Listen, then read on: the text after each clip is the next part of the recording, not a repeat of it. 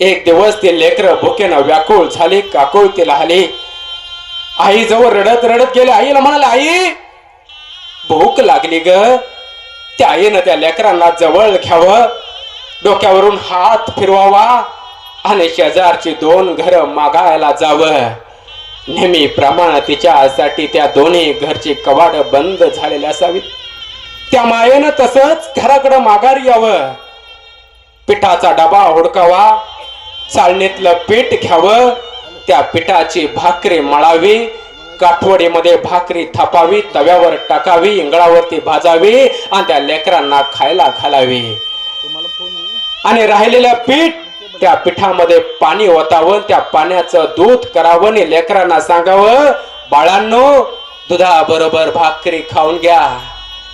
त्या पोरांनी भुके पोटी भाकरीचा काला कुस्करून खायला लागावं. खाता खाता लेकराच्या लक्षात यावं, आई उपाशीच आहे.